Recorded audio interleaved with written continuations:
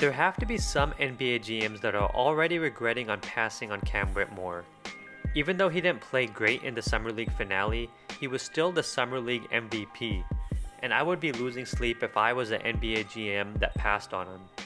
But at the same time, there were some aspects of his game that were just simply frustrating, and let's examine what we saw from Cam during Summer League now.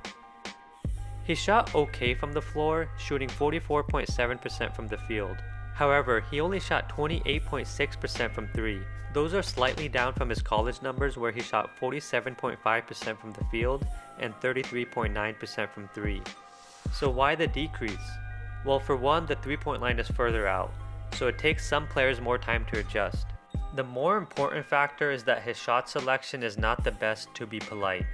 He also takes guarded threes with plenty of time on the shot clock, which is confusing because he could get to the basket almost any time he wants.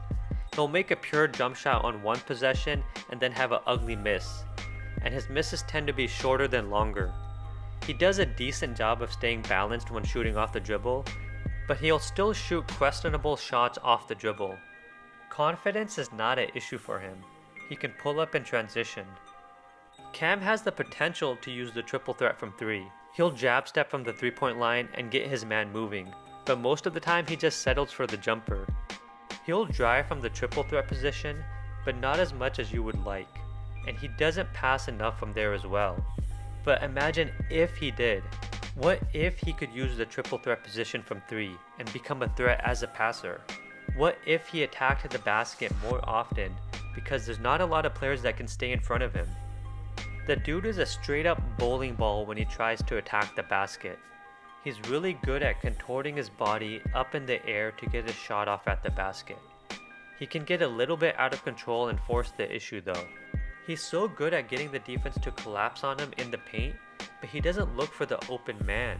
On this possession, he has most of the defense focused on his penetration, and he has both of these options open, but he fails to hit either of them. If he can become a threat as a passer, once the defense collapses on him, he'll have better opportunities to finish at the basket. I also want to point out this play where he gets a flare screen set for him and he attacks the moment he gets the ball. He can be so good when he starts to attack before catching the ball or right when he catches it. His cutting was good in college, and you could see it on display in the Summer League as well. It's the most underrated part of his offensive game. He won't have the ball in his hands that much in his first season, so it could be a big part of his offensive game during his rookie year. There were some signs of him being a more willing passer than he was in college. His most impressive pass of the Summer League was this pick and roll play where he made an impressive overhead pass to the roller. But more often than not, he would miss the open man.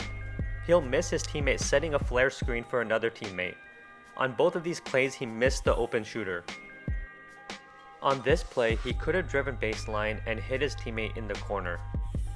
But instead, he settled for the jumper. He had some really impressive defensive plays this Summer League. He had 8 steals in one game against the Warriors. When he's dialed in, he has all defensive team potential. He has really fluid hips, and he's able to switch directions with ease, as you can see here. He's really strong and he can maintain his position in the post as well. He just had a few "what are you doing" type of moments. Here he just completely loses his man.